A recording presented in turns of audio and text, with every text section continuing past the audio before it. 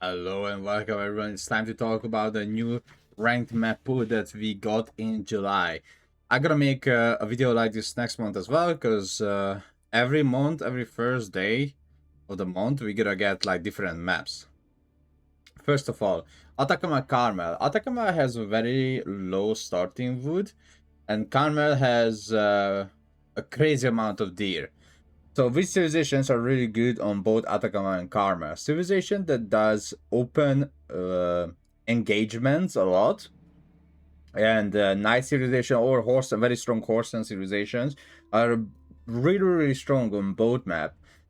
On Carmel, I can even say like Rus Pro Scout is amazingly good, but again, every kind of civilization that has very strong knights are amazing. 10 out of 10. And civilization that doesn't rely on gathering gold a lot.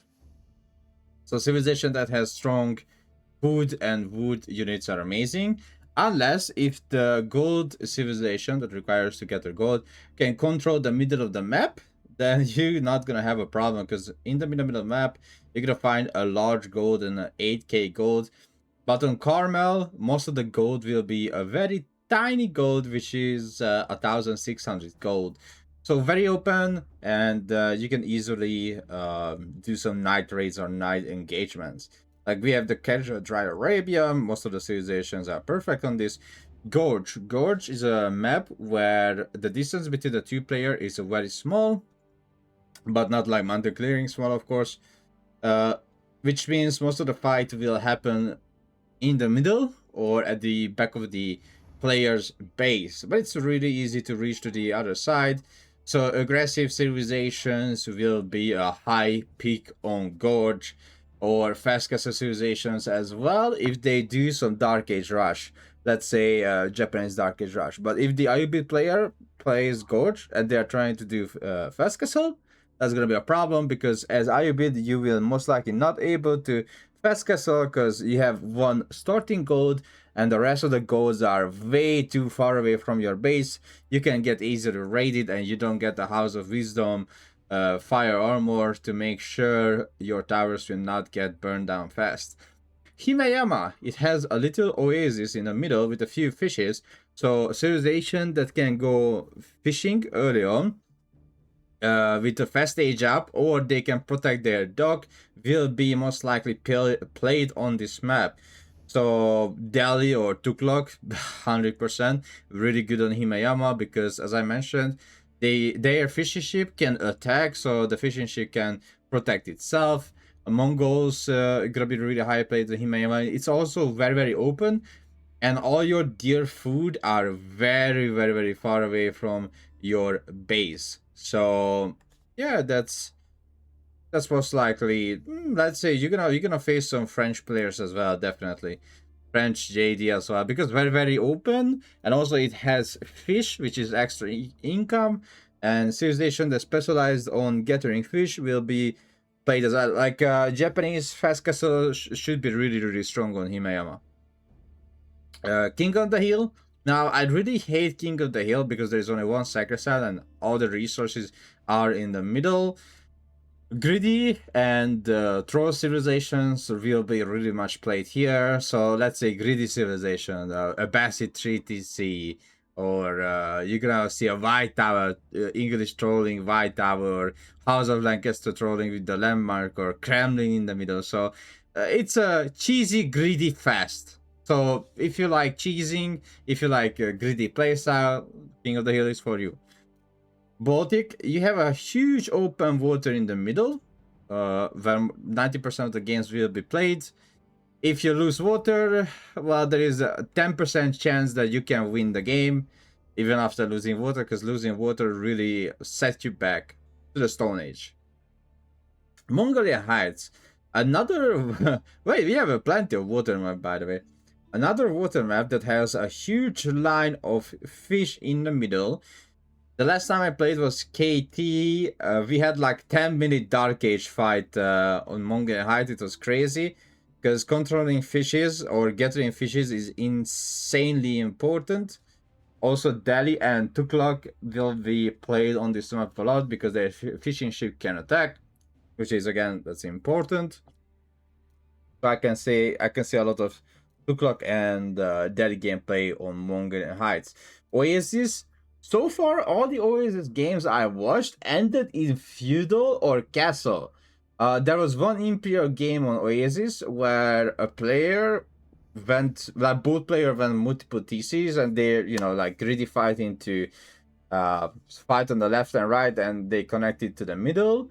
But I watched a lot of Oasis gaming Conqueror level top 50, where it was ended in feudal or castle. So which civilization I see being played here? I don't think pro scout civilizations are that good unless they go like multiple TC and they play the greedy way. Then yeah, but civilization like the Macedonians are really should be really good on Oasis. Which other civilization should be really good? So like Abbasid, yeah, 100% Abbasid because it's a greedy map as well, and greed will pay out. Maybe even Iobits can be played. You don't have a lot of starting wood because most of the wood are in the middle in a circle shape. But booming civilizations, well, you know what? Let me show you as well at the same time,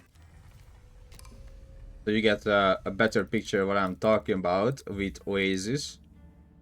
Because the map is kind of balanced. It's not bad at all, in my honest opinion. And yes, greedy civilizations can play on this map, and aggressive civilization can be played on this map. But let me show you what is the most important when you are playing on this map. So when you are fighting against someone, you need to locate their resources. So if the starting gold is here, don't forget there is a high chance they will go to the other side and there are 2 golds. Or this is my starting gold. If you block this, I still have a chance to go here and get to the gold. This is gonna be very far away from my base. So if you secure this with a tower and just leave that alone, like upgrade the tower, maybe an arrow slit as well, stone and arrow slit, then most likely you will fight for these 2 gold on the other side, because I will need it. Early on, I can't do anything against it. Most of the sheep are around the TC, a lot of sheep around the TC, which is very balanced. There are small deer packs. You have is that 13 deer?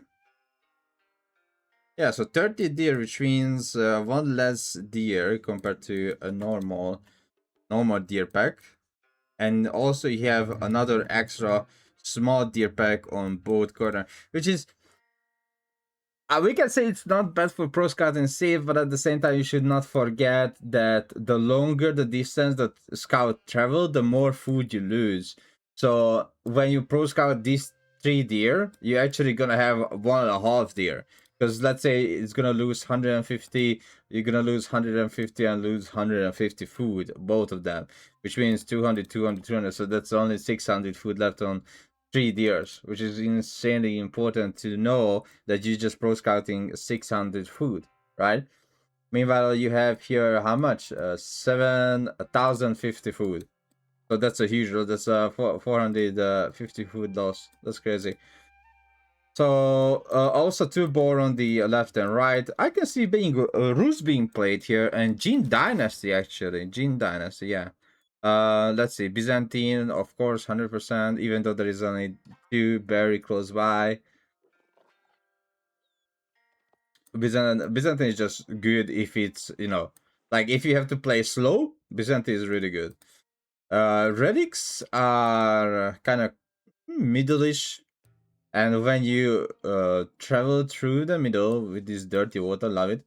Travel through, you can get to the other side very fast, and I'm pretty sure you can even build docks. So later on, if you control this middle water, you can make some warships, and that's gonna help you a lot to control a second side on the left and right. That's a really good change, because Delhi was unplayable here. I mean, now it's playable because you have the 2TC Tower Victory build, but before, because the 2 second side was in the middle, you couldn't play Delhi. Sedge. So yeah, that's the map pool for 1 versus 1 in Age of Empires 4 right now. Ooh, one more thing I wanted to show you guys, or one more map, is Atacama. Yeah, it's very nice as well. Many people doesn't know about this map. It looks really nice. Like it's a cool looking map. But let me show you.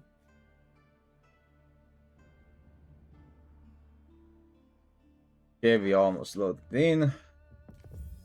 So Atacama, here is Atacama. You have a bunch of wood in the middle. You have small wood lines which you need to get to, and after that, just run to the middle immediately. Very close berries, by the way. That's crazy. A large berry. Wait, what? Is it the same on the other side? Oh, the second berry bush is large. That's nice. And there are more berries on the map. Is it correct? Wait, no. Wait, what? 1, 2, 3. And there is one more berry, and that's it, right? Yeah, just one more berry on the map. That's kind of cool. Like a nurture berry, and we have little ponds, like little oases like this with no fish at all. It's just like the map looks cool, and that's it. Most of the golds are normal gold. You start with normal gold. As you can see, there is no large gold on the map and no large stone, but there are plenty of food. There's a 7, 5, 5, 7, and 3. So they put a take away 2 here, but they put 3 here. So now with total the close deer camp you can pro scout is 15, not 14. That's kind of cool. So pro scouting series should be. I mean, you don't even need to pro scout this. You can just go here and collect it. Macedonia is gonna be really nice here. Yeah, I can see that. Just starting on the boar. Ooh, so civilization that can eat boar. That's crazy. Look at that bull boar. Yeah. The boar can be gathered very fast, which means HRE and OOTD is gonna be actually crazy good here. Crazy good. Kind of like it. Yeah. And you have a safe trade post in the back, which means if you are playing Byzantine, you can just select one of the unit out of the trade post. Or if you are playing Jin Dynasty, then you're gonna have a really good passive food income in the back. Alright, so that's the maps for this month. I hope you're gonna like it and you're gonna take my advices on the map on which civilization should be picked. See you guys.